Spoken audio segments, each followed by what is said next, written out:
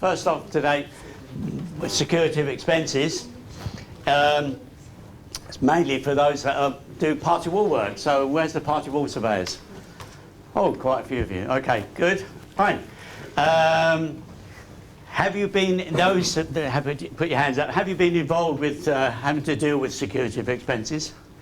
Yes, okay. And a problem? Yeah, well, we'll find out. Okay, right, let's get this pointer going. I'm going to clear my throat.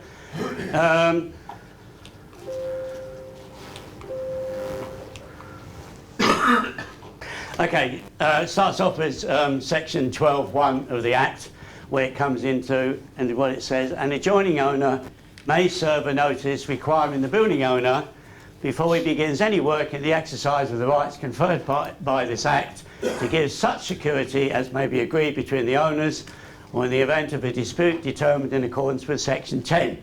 Now I'm going to dissect, I'm going to go through that clause in there, pick out certain words there, and we go through it, and at the end hopefully we'll understand a bit more what security of expenses is about.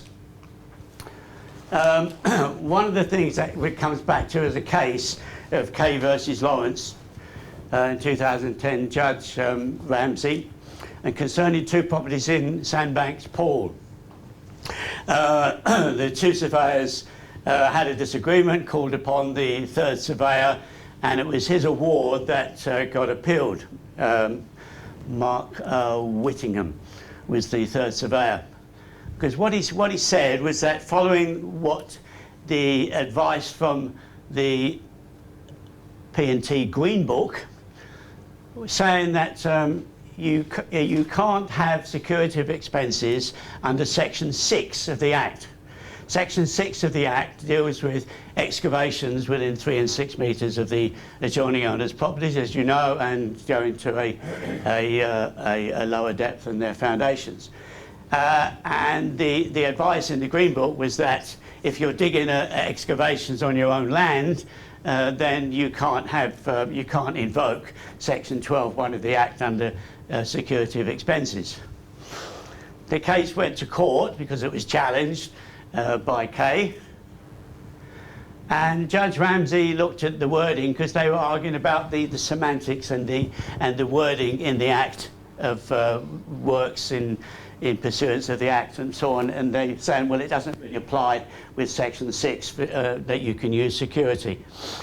He came up with a judgment and said that the security of expenses can apply to all sections of the Act. Basically, when you serve a notice, the whole 22 sections of the Act comes into play. The 22 sections. I mean, you're not interested in the last two and bits and pieces, but the whole of the Act is invoked, which includes section 8, which is access, and that's always one of the contentious ones as well. But if you serve a notice, and as my mantra that came out through a judgment recently, no notice, no Act. So you need to serve a notice for the Act to be invoked. Okay. So Judge Ramsey, he said that with regards to excavation, you can ask for security, because the logic is that if you're digging a hole sort of pretty close to the adjoining owner's property, you know, damage could be caused, and you want to make sure that all the machinations of that are covered. So we have security of expenses in section 12.1. I've highlighted some words here, and adjoining owner may, in red, serve a notice requiring the building owner before he begins any work in the exercise of the rights conferred by this Act to give such security as may be agreed between the owners. Now those highlighted words you need to grab hold of, because it's the difference between may and shall. Okay, may is you may do it, you can do it, but you don't have to. And in the Act, you'll find may and shall as two major words that pop up. Lots of other major words pop up as well, but obviously, but may and shall. But here we have is a may. So it's not a definite. And it's one of these things that surveyors have grabbed hold of and says, oh, we can have, you're doing some work and we have a right to ask for security for expenses. You may do, and it rather depends on what it is that what it's for and what you're asking for. We're going to go into the details of that in a moment. But it's not a definite, it's not a shall, it's a may. Okay. So we may serve a notice. Now then, those that put your hands up that you've dealt with security, have you served a notice? But have you served a notice for dealing with for security of expenses? Have you? You have. A couple of you have. Most don't. The majority just do not.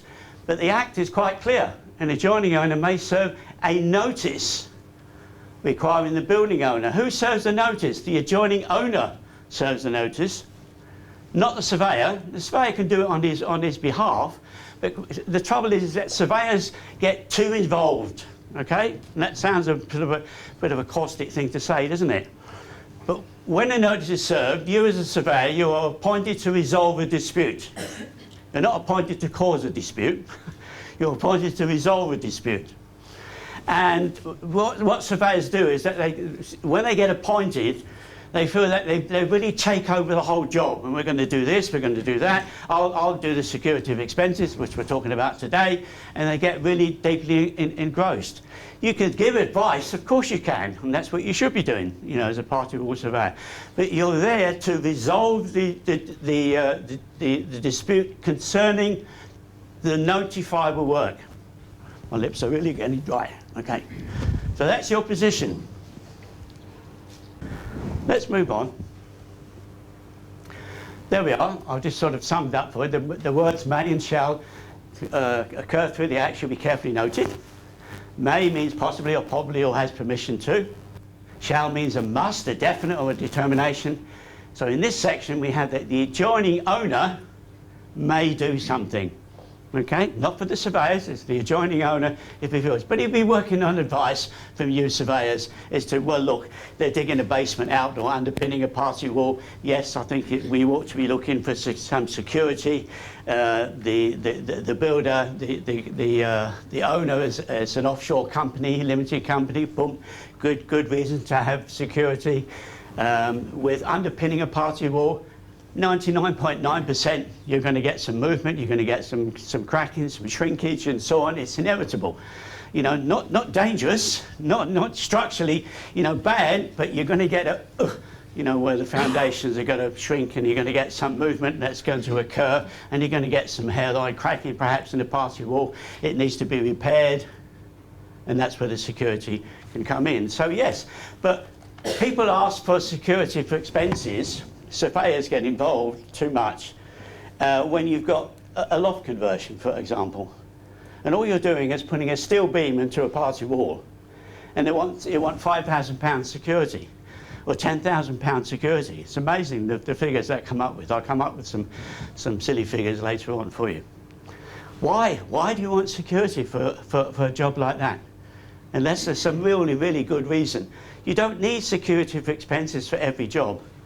What can go wrong with doing a loft conversion? Oh yeah, quite a lot. You put a steel beam into a party wall. Builders are very good at this. They go straight through the other side, don't they? It happens. But how much would it cost to, if they've gone through the attic on the other side, to pull it back, to cut it back, to put the bricks back? You're not talking about £10,000, are you? Not at all. So there are. So there are horses for courses in terms of what the security should be for. Let's move on. Okay, a notice needs to be served for action to happen.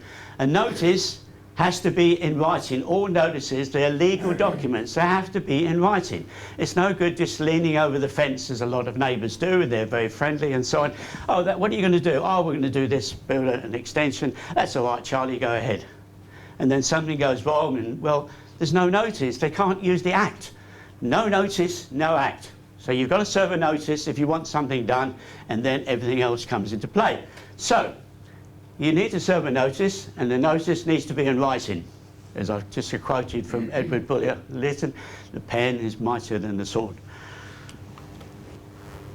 Right, when you have to do this, it says, remember one of my red words, before any work begins.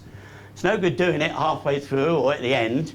It's got to be before the work starts. It's important that such security is in place before the work begins, because there's no point in it, you know, if you get halfway through the job and it says, oh, we need to put some security in place, and there's already been some damage done, and how are you going to cover that? How are you going to claim that for the security? With difficulty, in 2 words. So the Act says before any work begins. So it's important that the security is in place at the start of a job, and that has to be agreed. Now here comes the debatable part of this section. What is the security for, and how is it calculated? This is the big headache that I get with many jobs. Partly because I am an escrow agent and I actually hold security, and maybe I've held it for some of you on jobs. But you get figures that come up. Surveyors say, we want £30,000–40,000 in security for this job. Okay, what is it for? And do you know what one of the common things that comes up, and you'll know as party board surveyors, oh well, in case the building owner or his contractor, the work is abandoned, and therefore we want the security in place so we can finish it. Absolutely, it's a load of nonsense and codswallop. It really is, because what if that was to happen, if the work was to be abandoned, and you want to go and finish it, do you think you'd have the right to just go into the neighbour's property and just sort of finish off their work? Of course you wouldn't. You wouldn't have that right to do that. So how do you think you're going to invoke this security for works that because they're abandoned, and because you know, the builder's gone bust, or he's run away, or he's fallen out with the owner, and the works are abandoned? You can't have security just for abandoned work. You can if it affects the adjoining owner. If the adjoining owner is affected by the works that have been abandoned, and something needs to be put right, you know, maybe some underpinning or something that's left in a dangerous position, then you need some money, some security in place so that you can finish the job off, you know, so that you're left in a good state. The money is not there for the adjoining owner to completely finish the job. That's nothing to do with you. You can't do that. You can only deal with party wall work for the notifiable works. That's what we're talking about. What is the security for? At the end, I've got in a few slides, and you've got the notes in there, I've got a list of the things that should be there to be looked at, to be included for the things that you're likely to want security for. And I have got at the top of the list abandonment as if it affects the adjoining owner, not just abandoned works, and that's it, and therefore you can have the money or whatever is put in security, which we'll come to, you know, to finish off the job. The adjoining owner has got to be affected in some way if the works are abandoned. And so what is the security for? So that's the usual one that pops up. But you can have security for lots of things, and there's a list in the back there for you. I've just got about half a dozen as a guide, but it can actually include. This will be a nice one for you. It can include for the surveyor's costs. You can have security because if you feel that the building owner he's a limited company, he can close his books any day, you'll get nothing. He may be an offshore company, you can't sue him under English law if he's an offshore company. You're stuck. Different reasons, and you'll see in the list. So what is the security for? So you'll come up with a figure, and you come up with a figure of £40,000 as a sort of a typical figure that comes to mind that I deal with. Anything from £10,000 to £100,000 I'm holding in security funds. They come up with a figure of, say, £40,000, and I say, OK, tell me what it's for. So, OK, well, we'll cut out just mere abandonment. We can discuss other things. How did you calculate that figure? Oh, well, that's the kind of going rate. No, there's no such thing as the going rate. You know, what is it? How did you calculate the figure? If it's to cover potential damages that might occur, you know, as a result of the work, then okay, we've looked at the house next door, and we're underpinning the party wall, and the possible shrinkage could occur. And we've got some hairline cracks that appear in the party wall. What is it? So we've got to redecorate. So what's the decoration at the moment? What's their decoration? You know, at that time, what is it? Is it just emulsion painted plastered wall? So you know, to get that repaired wouldn't cost as much as I've had it on occasions. Where, on one occasion particularly, when the next door, the other side of the party wall was covered in Chinese silk wallpaper, and we had to do the whole wall because it was on the staircase side of the party wall, so we had to go from the ground floor right the way to the top floor, and all the arguments of betterment, you can put that aside, that's another subject. Betterment doesn't come into it. So you end up having to pay for the whole of the wall to be redone you can't match it up, you can't get that. Even if it was a cheap wallpaper, you wouldn't get it again, and if you could get it again, it's faded and it wouldn't match in, so you've got to do the whole lot. So, you know, the damage, you need to assess what the potential damage could be and what the cost could be in, to put it right. So is it just painted plaster? Or is it, I've got a house in Highgate at the moment, and the whole of that wall is covered in massive big sheets of 3/4 inch marble. Now, if that goes, that could be quite expensive to put right, couldn't it? You see, so you need to assess and calculate the security money as to pertinent to the particular job, not just, oh, well, we think that, you know, 40,000, 30,000, 50,000, that's the figure. There's no such thing as a going rate. So how is it calculated? What is the security for, is the list that I've given you, and how is it calculated? I had a guy ring me up last year, a young fellow, he said, can you help me? I've got a bit of a problem with the surveyors. They're asking for a lot of money on this particular job.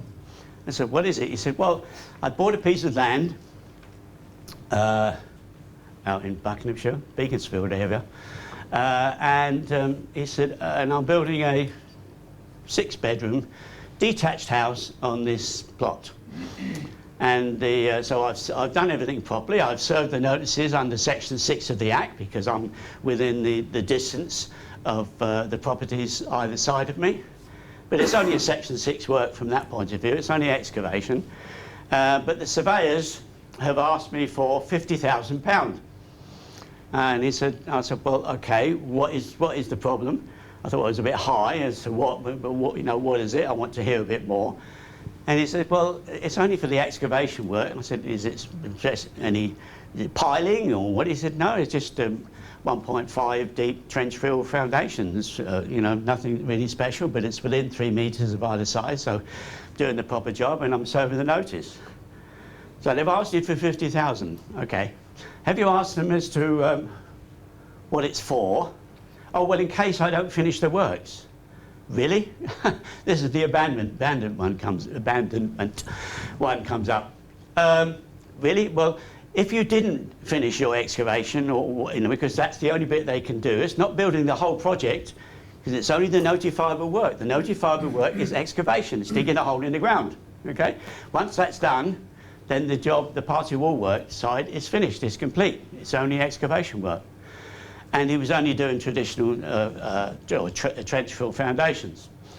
But they wanted £50,000 in case the work was abandoned. I said, well, if it was abandoned, how are they going to be affected next door? Well, Well, I don't think that. Well, no, they certainly wouldn't be. It's highly unlikely, let's put it that way, very highly unlikely that the next door neighbours are going to be in problems because you abandoned, the excavation work. So for something like that, I don't really think that any security is actually necessary at all. However, they've come up with £50,000. And so go back to them and ask them how they calculate, what is it for? They came back with the abandonment. How was it calculated? And the answer that came back was a bit of a shock. The answer came back was, oh, well, you're building this 6-bedroom detached house, big house in Buckinghamshire and Beaconsfield, and you can afford that. What do you mean I can afford that? And I said, well, can you afford it? He said, well, no, I can't. He said, I can't afford any of it. I said, well, why? I mean, I knew it's rhetorical questions here, as we develop this. He said, well, look, I've actually bought a piece of land. You can't get mortgage on land, you can only get mortgage on buildings. And I've got a good arrangement with the bank that they will pay me in instalments as the work proceeds. So when I've done the foundations, I'll get 5–10% of the overall figure that I've agreed with the bank, and then the DPC up to first floor level, up to top level, I'll put the roof on, and I'll get stage payments from the bank. But the bank are not going to give me £50,000 to put in security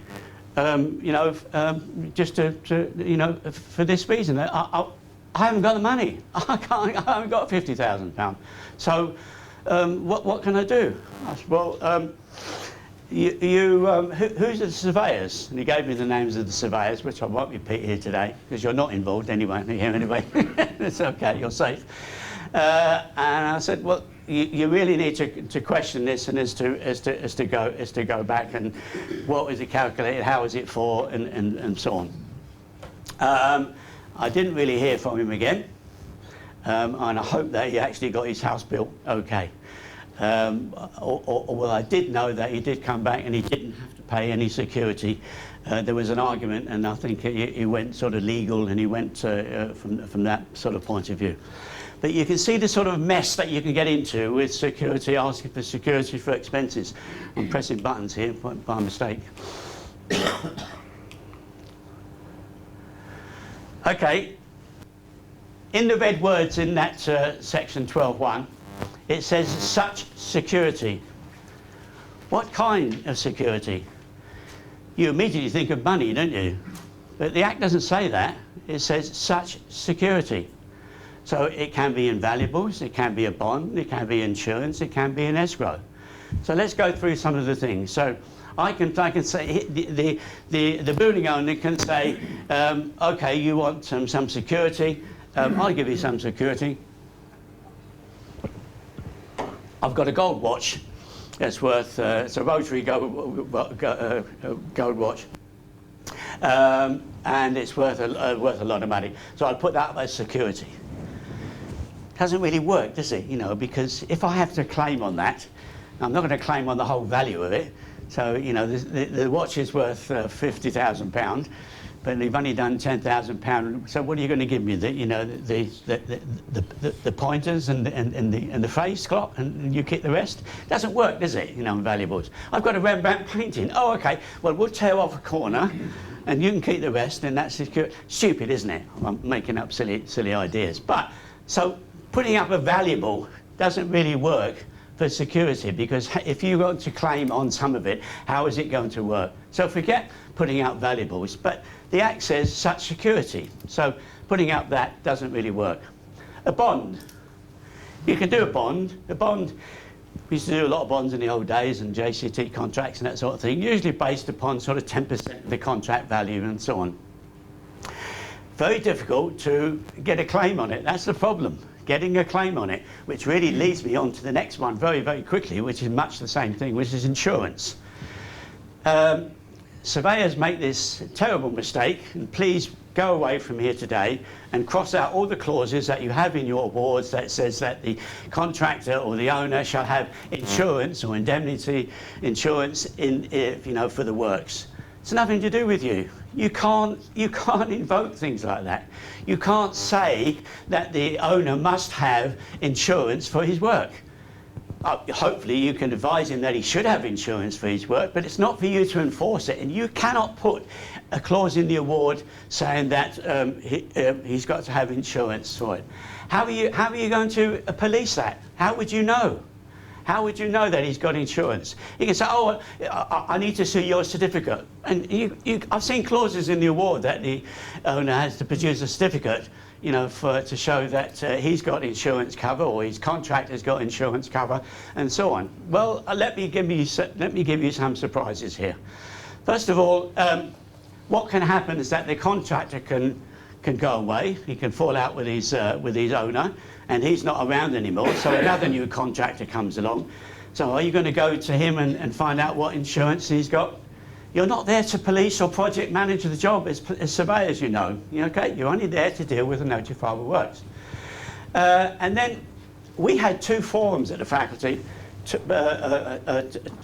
two forums by two separate, formed by two separate insurance brokers. And they both said the same thing. They didn't know each other, they came from different companies and so on. And what was alarming is what they told us was that the small and the medium-sized builders, they have insurance for their work. And if they take on a big job, they might have that insurance increased, or they take out a special insurance for the job. And then what happens is, he said, what you don't know, but we can tell you as brokers, that once they've got all that covered, and they get their certificate, and they can show you their certificate, they've got insurance, they cancel the insurance to get their money back. Because they're, okay, I've got that, and I cancel it. So they're not insured. So how would you know that? The other thing is then, even if all the insurance was totally legitimate, and the contractor's got insurance, and the building owner's got insurance, and some damage occurs to the adjoining owner's property, how are you going to claim?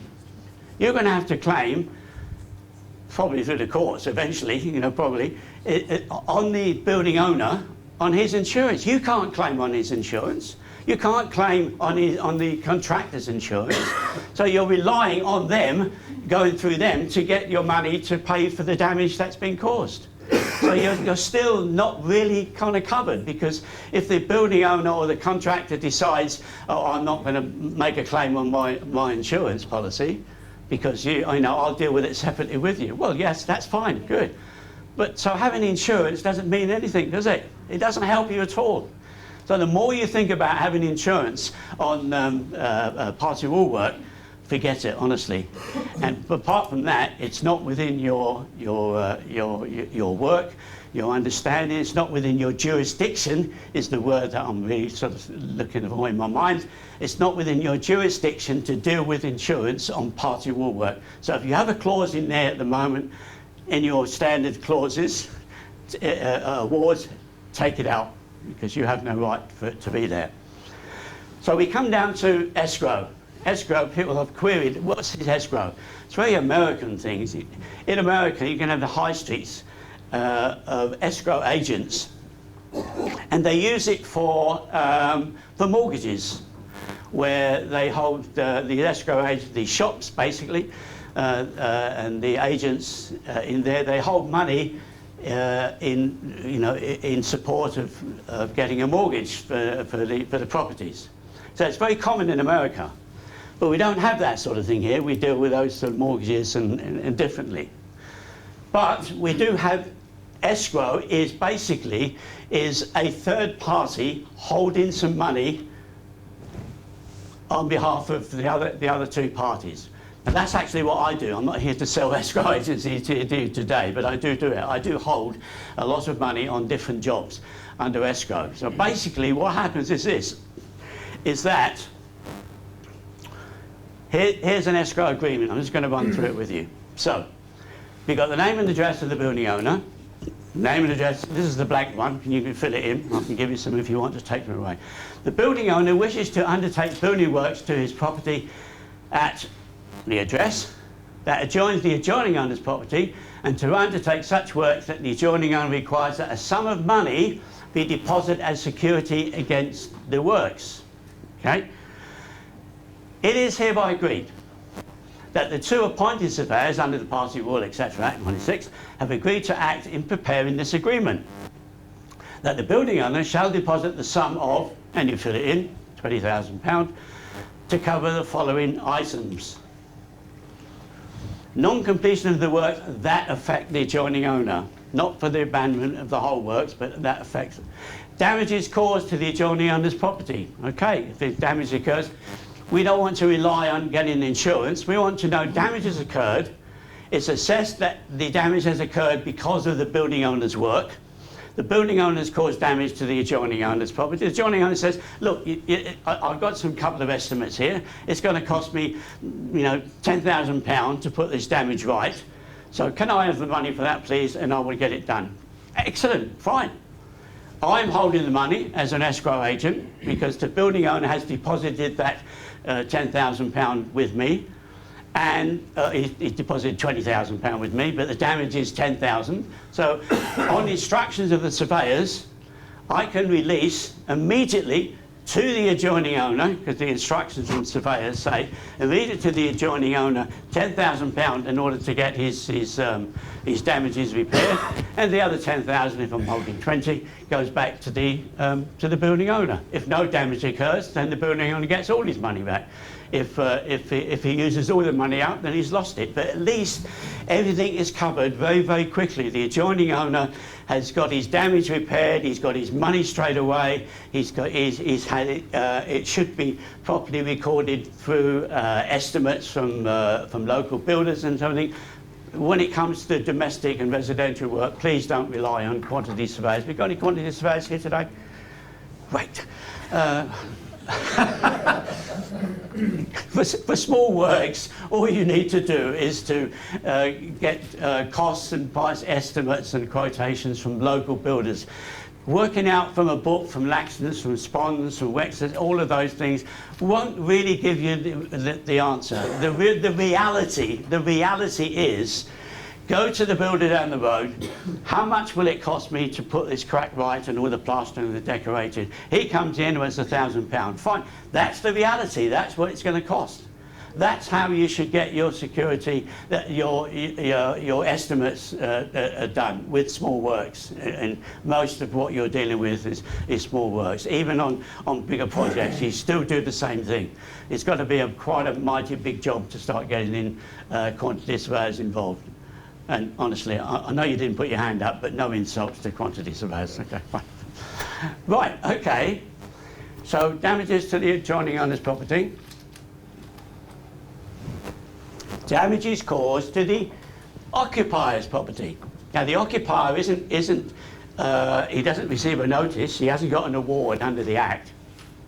But the occupier pops up about 7 or 8 times in the Act. And he is covered, obviously, for anything that goes wrong. So if you do some damage to the adjoining owner's property, and it could be that the possessions of the occupier that lives in that premises, his property gets damaged as well. So he wants some repayment, doesn't he? So he is covered. Okay. It could be even just the house is owned by a freeholder. He rents it out. He's got an occupier with its rent. The works are some excavation to an extension next door, and the damage is caused to all the garden work and the plants and everything else, which could be quite expensive, which belongs to the occupier. Okay, so who's going to pay for that? He's covered if you put it in for security. Security. So if damage occurs, to the occupier's property, he is entitled to make a claim because the Act says so. Because the Act says so. Okay. The cost of the surveyors. Now I touched on that earlier on, didn't I? Sometimes surveyors really worry: am I going to get paid? How often do I have to go to court to get my money, to get paid, and so on? And there are different ways of doing that, and the best way is through the magistrate's court. But again, that's another subject. Talk to me afterwards about that, and I'll tell you how that's the best way to do things. However, if you had it covered in your fees, your cost, in the security for expenses, in that sum of money, you could claim on there. Then you wouldn't have, because you're going to get owners who are going to say, building owner, oh yeah, I'll pay for this, I'll pay for that, and he wants to the colloquial word, to knock the surveyor, to not pay him, then he's going to have to go through the courts and all that. But if there's a sum set aside in that security pot, in the money in the biscuit tin under the bed held by the escrow agent, no, I can assure you it's not held there, it's held in a city bank. He can get the money. He doesn't have to go through the trouble of going through the courts to get his payments. So if you can actually put it in there. He said, well, does it say it in the Act? Yes, such security that may be agreed between them. So what is it for? This is the things that it's for, and this is what I want, there. Cost of any specialist. Specialist, who are they? Specialists, very often we've got, I'll use the word checking engineer, but that's not really their job. Their job is only to review and to make sure that things stand up and work. And because I get some checking engineers get carried away and they want to spend more money and more hours than you have, or the architect or the engineers did in the first place to design it. So whenever you have a reviewing engineer, then you should be capping his work and what he wants to do. But again, how is he going to get paid? Who is employing him? Is he told to act on behalf of the surveyor? If the surveyor brought him in, which usually what happens, at the agreement of the other surveyor and the owners, of course. It's quite a complex job here with structural details and so on. I need to have all these details checked and so on. So I have the right to call in a specialist, which will be the engineer. So how does he get paid? Is he covered by the surveyor, or do we have a separate clause in the act, in the award, which quite often happens, that the building owner shall pay the adjoining owner's structural engineers costs and so on? It starts getting a bit, unnecessarily complicated, And if he doesn't get paid, then he's going to end up having to sue, or he's going to sue the surveyor because you employed me to do this, and I want to be paid for all the work that I've done, and so on. You can see the knot that you can get into. But if he's included in the security for expenses, then the money is already there sitting because the building owner has taken his 20, 30, 40, 50,000 pounds and given it to a third person, to the escrow agent or somebody, or bank manager that's holding the money, that it can be drawn down on. So there we are. You can add some other things. You might add some other things. Cost of any other specialist, write it in and so on. The money is what? It's held with that's ADS, that's me, the client escrow, that's my address, that the sum of money shall be deposited before the works commence, in accordance with clause, and you will say, probably, there'll be a clause in the party in your award that say the building owner shall deposit X number of pounds or whatever for security held with escrow agent or whatever. It used to say solicitors, didn't it? Used to say they're solicitors, but the solicitors have had the law has been changed that they can't hold these clients' money. Only very, very few solicitors can do that. And that's where I came in to sort of help out with the situation. And I initially set it up just purely for our members in the faculty, to where do we go? The solicitors, we need some security set aside, we need some money, but we can't find anyone to hold it. The solicitors are not allowed to hold it anymore unless they are their own particular client, and that's where they've closed down on the rules. But somebody like myself, especially, I'm obviously covered by the FCA and RICS and so on to hold this, so it's not just anyone who can hold in clients' money. It's specially set up a job and vetted, etc. So the sum of money shall be deposited before the works commence, and in accordance with clause, and as I said, you would have a clause in the award, clause 9, 10, 12, and that would describe the money, how much is there, how it's going to be released. It will be released on the agreement of the two surveyors, or in the event they don't agree with the third surveyor, or if it's an agreed surveyor, it isn't a problem. He's not going to argue with himself, might talk to himself. Talking to yourself is okay. It's when you start getting answers, that's when you get problems, You'd have that clause in the award to say how much is deposited, who it should deposit with, and how it's going to be released. That will be, I will have a copy of this, obviously, and on the instructions of the surveyors, normally there's a sheet, there's another release form that you fill in and how much has been released and where it's going to, bank account. I will do it immediately, or the same day, next day at the most in all cases, you know, that I deal with. So the security for expenses, everyone is kind of happy. Well, apart from the building owner who's coughed up some money he didn't want to in the first place, but he's doing the project. But it's all in fairness and legal and so on. That if a dispute arises that would cause the invocation of the escrow monies, then this is to be settled by the two surveyors. Okay, if they cannot agree, it shall be put before the third surveyor for determination, which is our usual method of going forward. That if a dispute does arise, then the adjoining owner and his agent will be at liberty to enter the building owner's premises to undertake the necessary work, if appropriate, insofar that the adjoining owner is affected. That's a very important clause. So this is this abandonment nonsense that surveyors talk about, okay? You can't just go into next door and finish off their works. You know, you don't have the right to do that, okay? But if it's that you are affected you know, by the work, that they've left it in such a bad state, then you would have the right to do so, because this is a contract that has been agreed by the owners. That's the point of this. That the monies held by the escrow agent will be released for the purposes directed by the surveyors, and only by both surveyors' signatures, and if in dispute, by determination of the third surveyor, or as the case may be, the agreed surveyor. So all pretty obvious. That if the monies held by the escrow agent are found to be insufficient, this is where you need the calculation to be done correctly in the first place, you see. Insufficient to undertake the completion of the necessary works, then the works may be completed by the adjoining owner, who will be at liberty to recover the monies from the building owner. That's when it starts getting messy, you're into litigation and chasing up. So that's why you need to do your sums and what you're doing correct in the first place, that you've got enough money for security, you know, to cover the eventuality of things going wrong and paying all those that need to be paid. That the monies held by the escrow agent shall be held in ADS client accountant, that's the name of the bank, it's a city bank, and repaid to the building owner if the monies are not used. And very often they're not used.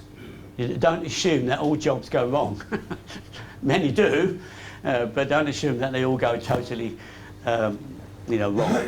The escrow agent fees shall be paid by the building owner at the same time the escrow monies are deposited. Now, don't get carried away with that clause, because I can tell you now that the fee that I charge is whether you deposit £1 or £1 million with me, it doesn't make any difference. My paperwork is exactly the same, and I charge £400 plus VAT. That's all it is, okay? That the escrow agent shall, the escrow agreement rather, shall come to an end upon completion of the works as advised by the surveyors. I'm under the instruction. I'm just the keeper of the purse. I'm just the bank manager, as it were. I'm just holding the money. I don't have any say in the job. I'm not policing it. I'm not project managing it. I don't have any say in how the job is run, for better or for worse. I'm just holding the money in security. And any or all remaining money shall be returned to the building owner and the account closed. So the agreement has to be between two parties. That's what agreements are. So they can be between the building owner and the adjoining owner. They can both sign and date it. Or it can be between the building owner surveyor and the adjoining owner surveyor, you know, because they are appointed to act on their behalf. Or a case might be just the agreed surveyor. So that's the agreement.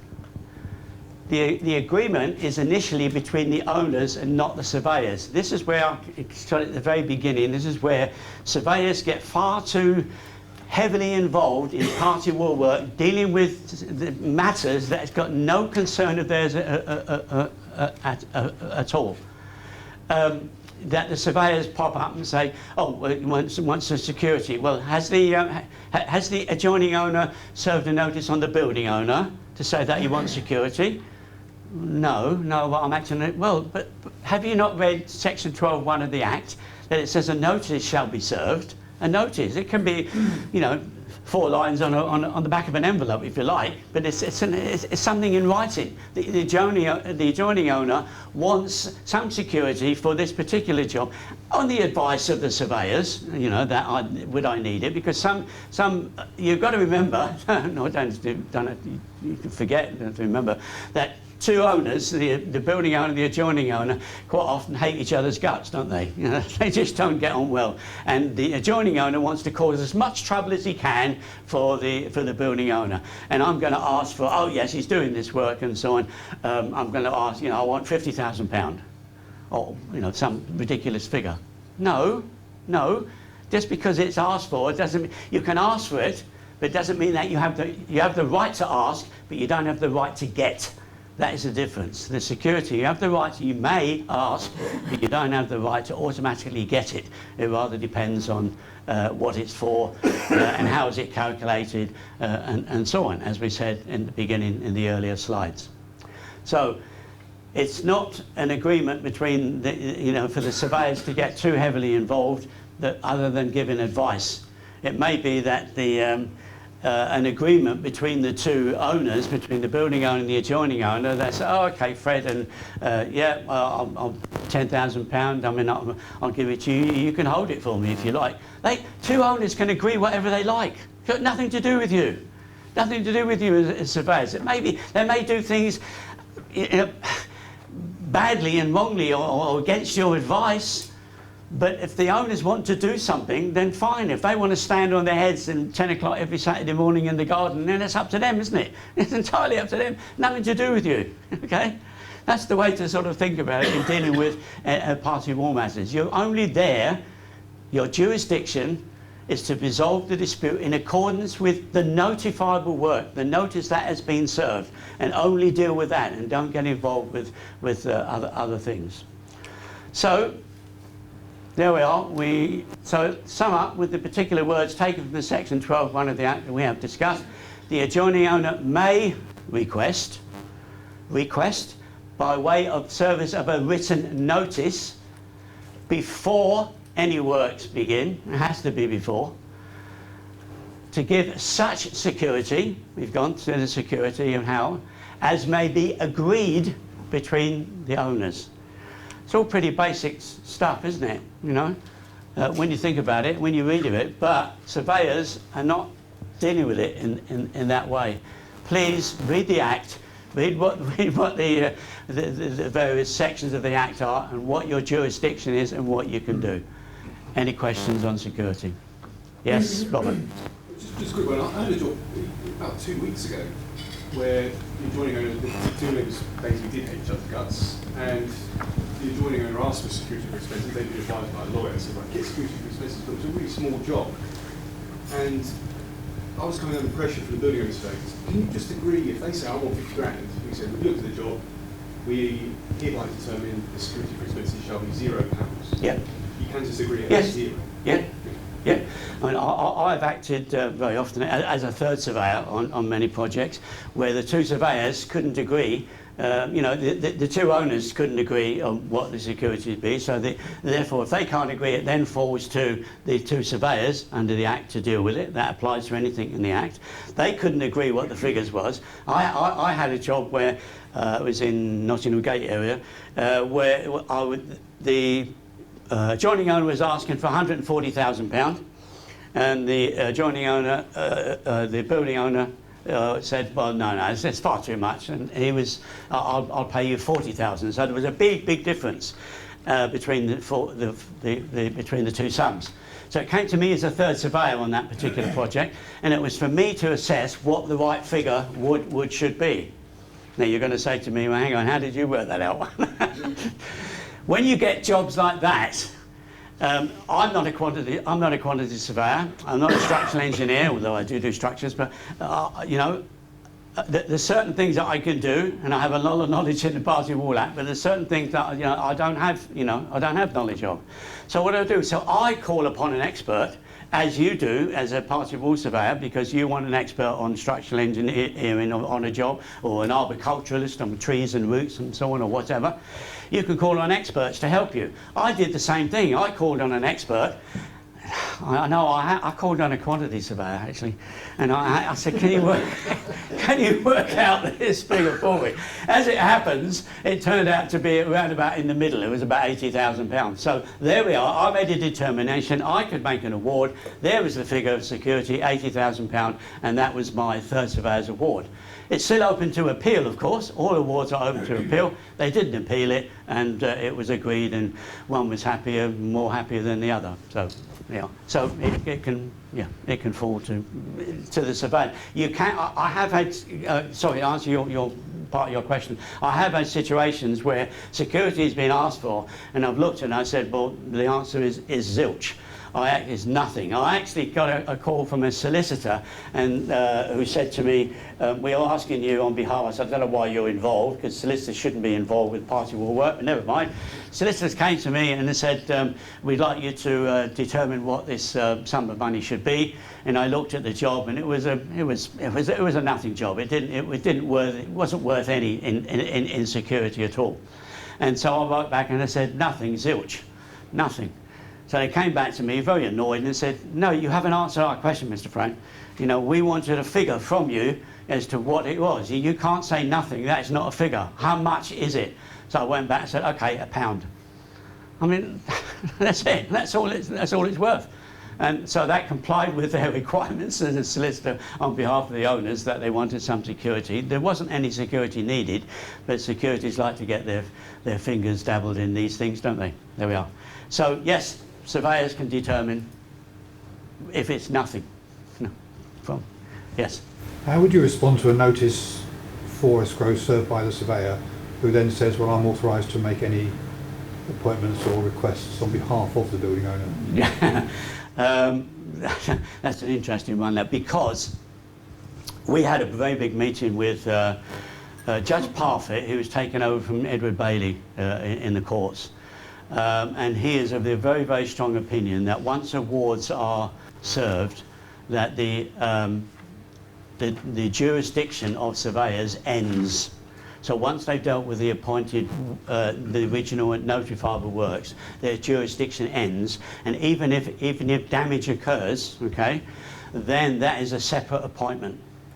Now, Mike Stewart, when he was around, he did actually say, well, perhaps the way to cover this is that in your letter of appointment, I appoint you, Joe Bloggs, to be a party wall surveyor, and an additional couple of lines that says, in the event that that I also appoint you to deal with any other matter associated with this work. He said that might get you by. Judge Parfitt still didn't agree to that. So, there you are. So, does that kind of answer your question? No. No, it's just that I've had a couple of arguments recently where the surveyor's taken it on himself, and I've said, hang on, this has to be a request from the adjoining owner. And he then says, well, I'm authorised to make that request because my appointment letter allows me to do so. Well, that's where I'm saying the argument is his jurisdiction, and it hasn't been tested yet in court. We've got judge's opinion on it, but even though he's got a letter saying I am authorised to do so, is it legal? That is the point. That's popped up. That was a facetious no on my part, but yeah. That's fine. At the moment, until we get a court decision on it, then we will continue. I am authorised to deal with it, and you would authorise to deal with other things, like a typical thing would be damages, and so on. But be careful, watch this space for the future, because that might change. Okay. Anyway, why do you want to get involved? Why do you really want to get involved? Your surveyors appointed, to resolve the dispute, do an award, serve it, get paid, move on. Why do you want to get involved in policing, in project managing, and arguing about this, that, and the other for the owners? Whoa, stand back, I've done my job. If you want me to do it again, then give me another letter of appointment and I'll do it. There'll be another fee. Okay. That's the way you should look at it. Any other questions? So, lots of them. So once the surveyors issued the award, served the award. Yes. Because his duties are complete by then. Yes. Unless he's called up to site as another appointment. Correct. That is the very, very, very, very latest thinking, that your jurisdiction stops once you've... the word that Parfitt used was exhausted. your job is exhausted once you've dealt with the notifiable works. That's it. Yeah. Yes. I mean, we very often put in about doing final inspections. Well, yes, that's for the schedule of condition. Yeah? Yeah, is that what you're talking about? Yeah. You'll be covered for that. That'll be fine, because that's part of the bit at the beginning that you've done the schedule of condition, and we're just going to check it, at the end there. But if anything, as a result of that schedule of condition, you discover that some damage has occurred, whoops. Now you can say to the building owner, you've caused damage to the adjoining owner's property, and you two can put your heads together to agree it. If you want it sorted out because you can't agree it, then yes, I'll help to agree it for you, but it's another letter of appointment. Effectively, it's another dispute. You see, that's not part of the original dispute, is it? You see, it's a separate dispute to deal with it. But yes, you would have the right to go back and do a schedule of condition. Yeah. Would that gerrymander, by the way? Yeah, I know. Would that mean, worryingly, how does that, what you've just said then, connect with the detail dealing with the damages under the escrow? Because you're specifically saying in your escrow agreement that the two surveyors have to agree that if you're no longer appointed, how do you agree that? No, well, if yeah. Is that a trick question, is it? No, it's not. It's not. Okay. If damage has occurred, then the first thing the adjoining owner is going to tell his surveyor, and they say, well, okay, have you talked to the building owner? If the building owner and the adjoining owner don't, they can't agree the figure, then they say, okay, all I can do is we've got money in the escrow, because we put that in the very, very first place. Get your estimates. You do all of that work. You find your estimates what it's going to cost. I'm not involved with doing that as a surveyor. Okay. When you've done all that, then I can, on your behalf, I can fill in the form, and get the money back from the escrow agent. But that's as much as that you're going to be involved. Yeah, so you wouldn't have to do another award. No. It doesn't become a dispute. No, You have to do another award. No, definitely not. No. Where does the expert witness fit into the system, or not at all? Not at all. The expert witness, the expert is the third surveyor, if you like, if you want to put it. He is the quasi-adjudicator. The third surveyor, in fact, the original two surveyors, you have to remember what you are doing is legal. It's a legal document that you're preparing with an award, and you are the first rung on the ladder of the legal system. Not the judge in the county court. He is the second rung. If your award is appealed or they go to court, he is the second one. You are the first rung on the legal. When you make an award, it's a legal document that you as professional people have put this together to say that he can do X, Y, Z, A, B, C, and so on. That is your professional legal opinion. Okay, so you are the first rung on the ladder. So the experts are actually the surveyors in the first place. And it's not totally security, but if you get your telephone call from somebody that said the neighbour's just digging under the party wall, no notices, no nothing, or we just go into an injunction, or what? Injunction, yeah. No notice, no act. You can't You can't use it. You can't serve a notice retrospectively, because that's nonsense. The purpose of a notice is for me to tell you what I'm going to do. But if you've already done it, it's no point in me telling you what I'm going to do when I've already done it. So the notice is, you can't serve that retrospectively. You can do a retrospective award to cover, if you're appointed to deal with that. But if there's going to be an argument or on someone, then it's an injunction to the local county court. Because I actually had a case like that, 2 months ago. So I told them that's what we were going to do. Yep. But I said what I could do, but not as a party wall surveyor. I could get all the papers together which are required and safeguard the plant. That's about all we could do. Yep. Which he eventually agreed. He hasn't paid the fees in. Oh, well, okay. I'll talk to you afterwards about that. We're probably near time, are we, Javier? I don't know. Well, okay. Any more questions? Yes. Sorry, so can I just clarify? Sorry, I'm not part of the surveyor. So an injunction, is that for works that have been carried out by the building owner which were not indicated in the party wall notice? Okay, an injunction normally applies when, if a building owner is doing some work and it's notifiable under the Party Wall Act, you can get injunctions to lots of other things, but we'll only still keep in this narrow field. So he's supposed to serve a notice, and then surveyors have appointed, and then the work goes on. But if no notice occurs, then the Act can't be used.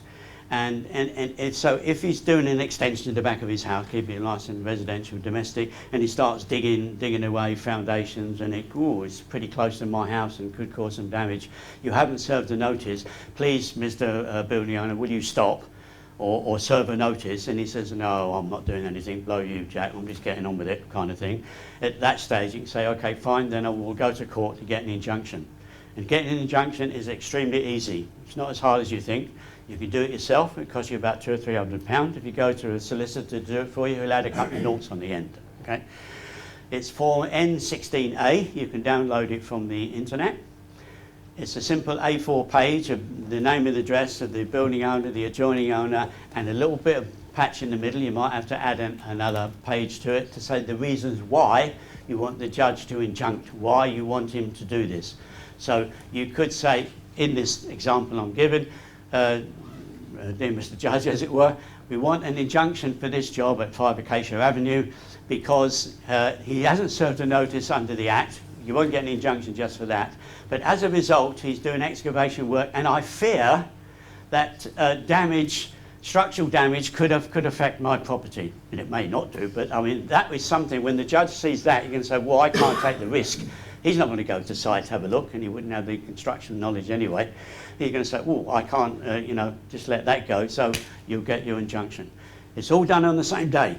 You might have to wait, if you go yourself, you might have to wait all day in the court waiting for a slot in between cases that the judge would have to deal with to get an injunction. So an injunction is to stop them.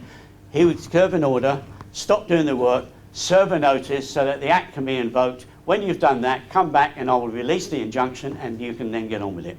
That's how it works. Okay. Yep. Thank you. Yes. Again, I'm not a party to this, Right. so Come on a course, we'll teach you. I know a certain amount, but not as much as. Okay, right, don't worry. So, at what stage do you release the money from the escrow account? Whenever I'm asked. So you could be holding that well after the award's been. I'm holding the monies I've had in the account for quite a number of years. So the surveys I do, which are sort of pre-purchase surveys, I quite often see defects which are probably because next door is done an extension. Yeah.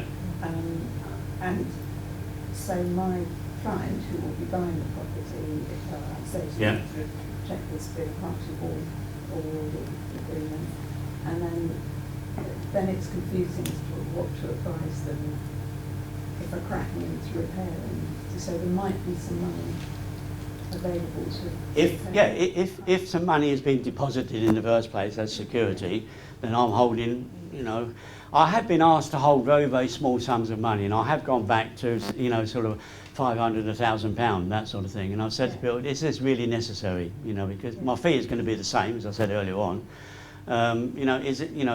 You don't normally have it for small amounts, so you have it for larger amounts. Yeah. But yeah, if you're still dealing with a large amount, okay, we want some security, so we want you to deposit this money in a particular bank, the third party, with me, escrow agent, whatever, so that it can be drawn on. As soon as damage occurs, or whatever the reason is, the holder of the money is bound to release it straight away. So the award's been served, and we're maybe a year down the line, Yeah. and my client's buying the property with a crack, which I'm pretty sure is just next door's Okay. extension. So do they go back to the surveyor to talk about getting that money out of No. the escrow, or they? No, whoever did the damage in the first place, even if those owners have moved and sold on, they are still responsible. There's a case on that Selby versus Whitwood where damage has occurred. He sold the property and moved on. Someone else has bought in and they've discovered some damage, or it's come in after. But the damage has been attributable to the work that the original owner did. So it is him that you would have to chase. You have to But get. not using the party. No, No. And the party wall surveyors, they've done their job. Yeah. They've done their job, you see. You can call them in, look, you can call them in for help and advice and so on, and you dealt with this award in the first place, you know about the job, can you help me here, and so on, and most surveyors would do so. But it's not their responsibility. No, so they're giving the award, and at that point, there's no crack. Yeah. But the crack count is 0. So. Yeah, well... But they're out of the picture. They are out of the picture because the surveyors have made an award that the notifiable work has been, it can go ahead. They're not awarding that damage can be done. They're notifying that the building owner can do this certain work. They're not making an award that they can do some damage. That's a separate issue, you see. So you're suggesting that your responsibility is to create an award, but no responsibility after that. So as a party wall surveyor, in this situation, as Lady just put, yeah. And I had something similar, someone asked me for advice on that, and I'm not a party wall surveyor either, although I've got some experience in it. You assess the work at the end, and it's a chimney stack's gone, or something's happened, and you've seen this side, you've seen that side, you've signed it off, everything looks fine. Yeah. Your responsibility is over.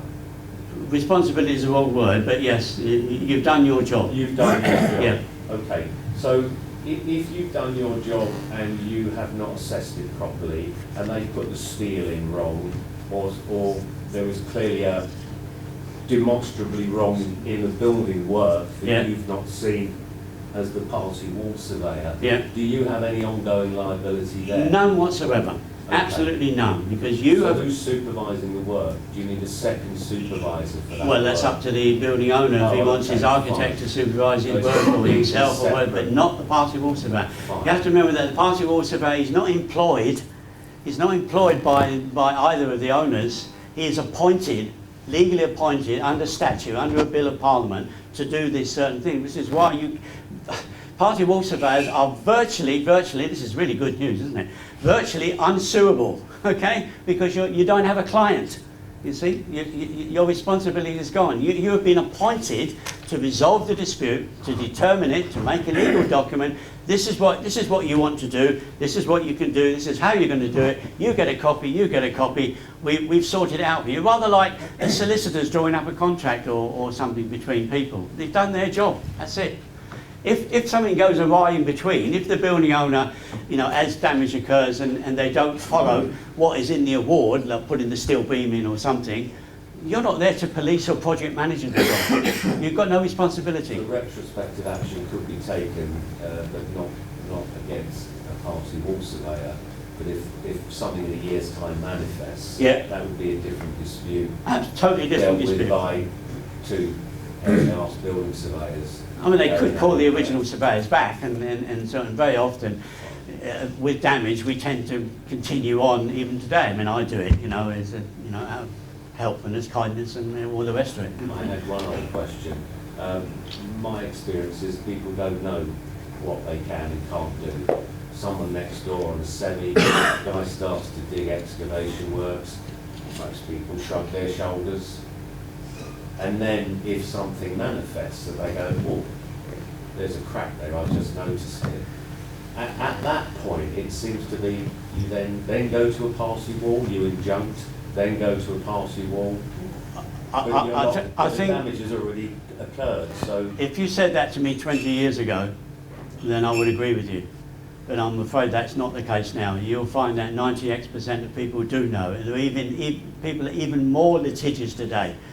In the old days, if I can use the expression, they might say, oh, I need a party wall act, or I need to serve a notice, get a surveyor, and so on. Now you'll find that people are downloaded, they read the act and they tell you, what can I do? They misunderstand and you have to correct them. That is very, very true. But I can assure you, people are not ignorant that you might think, Yes, some people are, they don't know about the act and what to do, but not today. 20 years ago, when the Act first came out, yes, but not now. They're much more savvy, yes. So just another question. Are there any instances where you've seen a party wall surveyor for the adjoining owner hasn't advised the adjoining owner to undertake security of expenses And yeah, how does that? I know how where does you're that coming work? from, yeah, yeah. Yeah. He could, and okay, so the adjoining owner surveyor, the adjoining owner, some big work's going on, the adjoining owner's surveyor, he could and should have advised that I think this is a case where you could ask for security, and he didn't give that advice out. The adjoining owner would have to take an action against the surveyor. Damage has occurred. You've cost me £50,000 and so on. If I'd have known about this in the first place, I could have asked for security that you should have advised me about, and I wouldn't be here to take court action and so on. So he could take action against him for duty of care.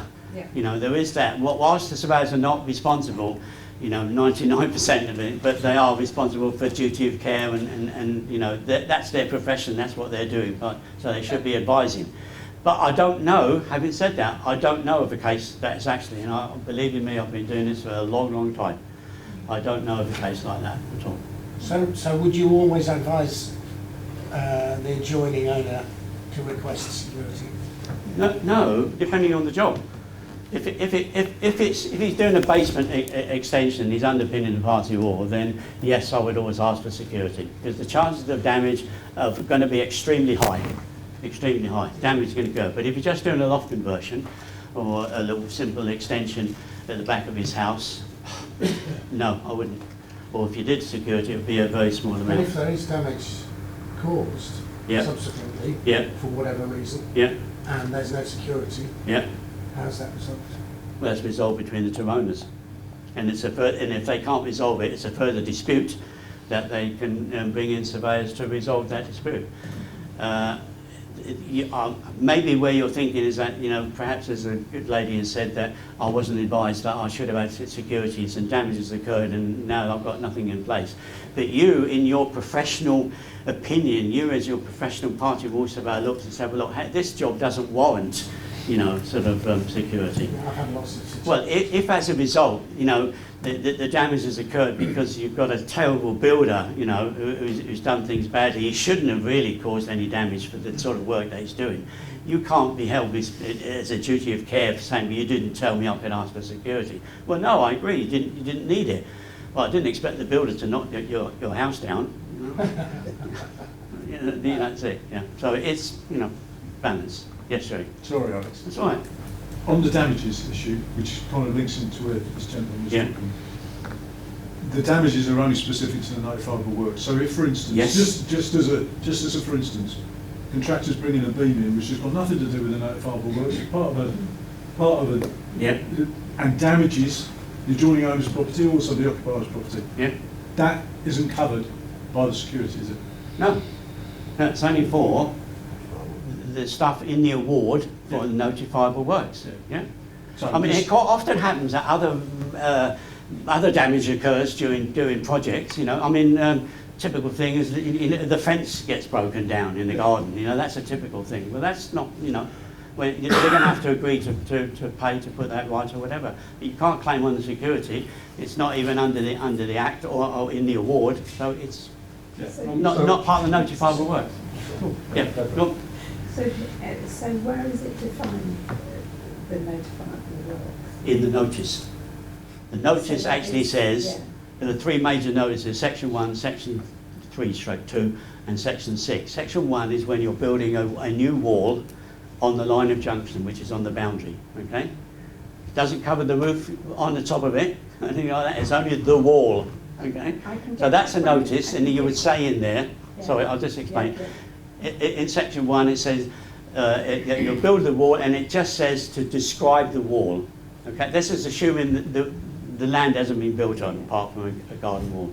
The land hasn't been built on, so you can serve a notice because I want to build right on the boundary. Why do you want to build on the boundary? Because then you can stand on the neighbour's side to point up the brickwork and do it. If you build it an inch or two away, because architects are terrible for doing this, they move it away so they can have an overhanging gutter, in which case you've got no right to go on the adjoining owner's land, because you're not building the wall on the boundary.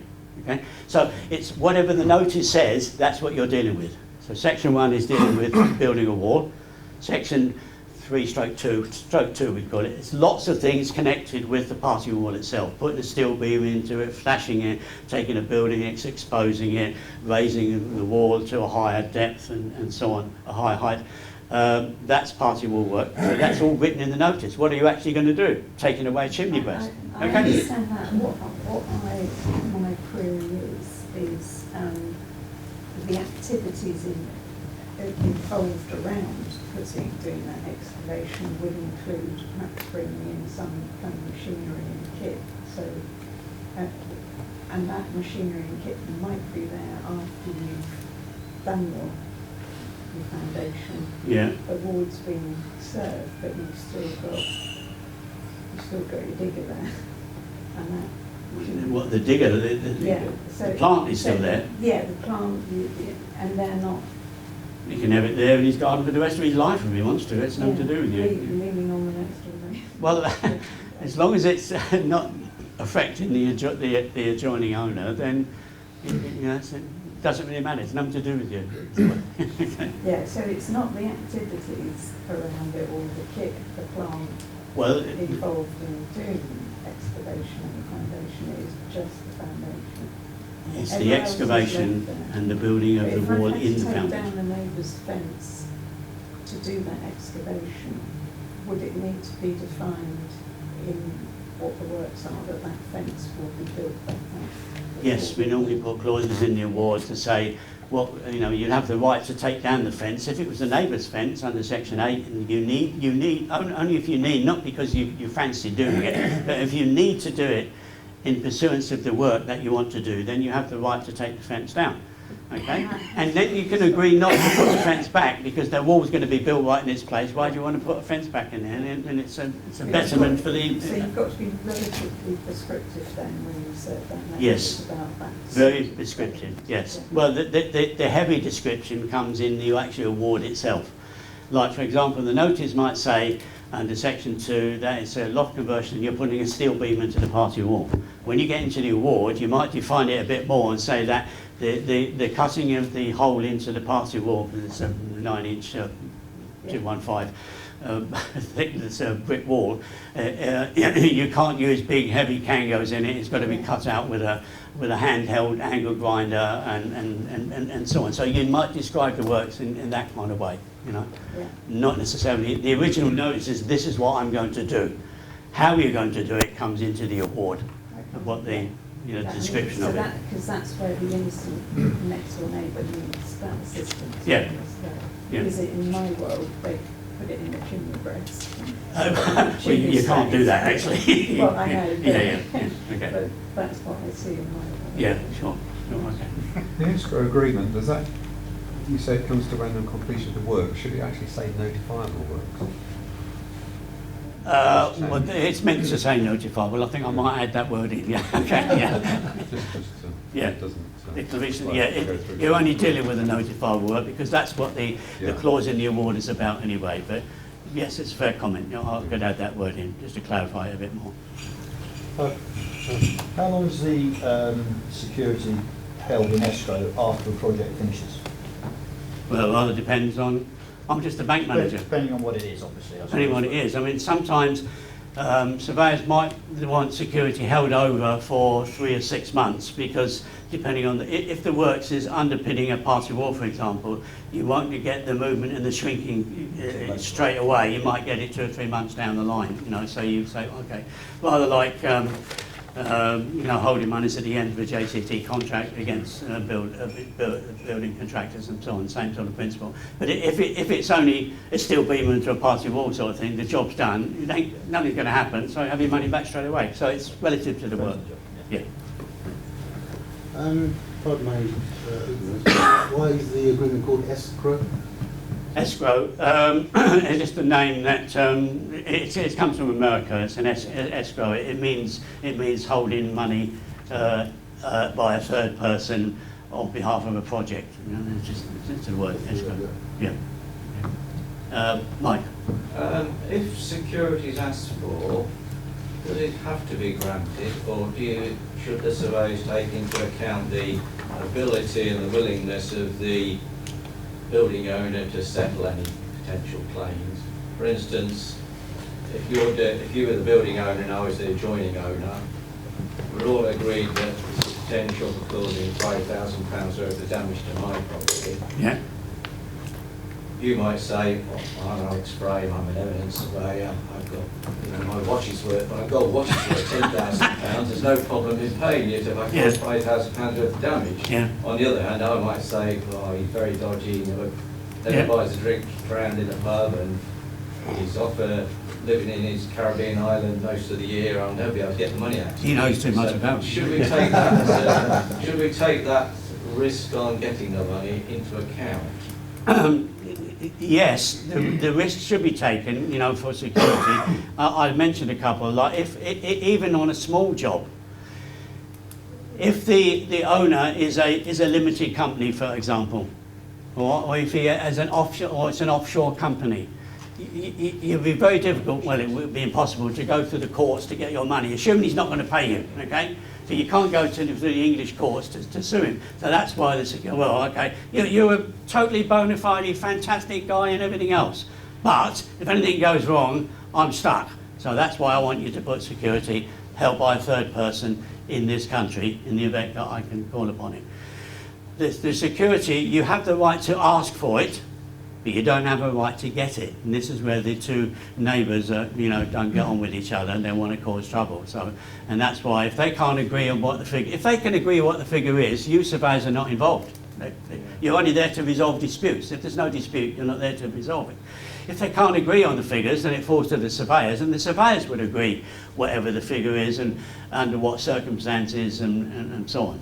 It may well be that the two surveyors say, well, nothing. So it's quite a tricky one for the surveyors to assess whether or not the building owner is good for that amount of money. And well, I mean, it's, how are you going to assess that? You've got, it's got to be some, good, obviously logistic way, like limited company, offshore company, and so on. But it's just because he's, unless you really know he's got a very bad reputation of something or other, then but you're then getting into to character assessments and making judgments on people, aren't you? You've got to be careful there. Yeah. And presumably works cannot commence, at least notifiable works cannot commence until any dispute over the security is agreed. Correct. It shouldn't do. It very often does, but it shouldn't do. And that's where, if the work if security's been agreed but it hasn't been deposited, I've got a case on at the moment actually, and they've started the works, and the other side has found out and they've gone to court to get an injunction to make them stop works. Because we've agreed that security should be in place. It's not in place. They've started the work, stop until, and the court would order, he's going to order that the security is put in place. Yeah. Again? Sorry. So the kind of criteria around non-completion of works that affect the adjoining owner, could that apply to impact on valuation? Valuations? No. Because I'm just thinking, so say there's a relatively big job, someone stops the work, contractors just bugger off for a reason. If, say, an adjoining owner is trying to sell that property, that actually this situation is because no one wants to buy it because there's a building site next door. And so on. So could that theoretically, I'm probably talking very theoretically here, but presumably that could actually be kind of within the parameters of this? Not within the Party Rule Act, but it's within the parameters of legal profession. So if, for example, that happens and it's in Kensington High Street or something like that, or somewhere in some, could have a big effect, as opposed to being, I better not name another place, in a cheaper valued place. I mean, that's lawyer territory as to how much they would want to argue, that kind of case, but it's not a party rule matter at all. It's diminution, so how do you say diminution of value? Yeah. No, you can't do that. No. You can on other things. When I do boundary disputes, and that's a typical thing where it does come up. What's what's the loss in land because somebody's built 2 inches over onto your property and all sorts of things, which is again is nonsense, but they are. Okay. Finito. Yes, yes. Okay. Thank you.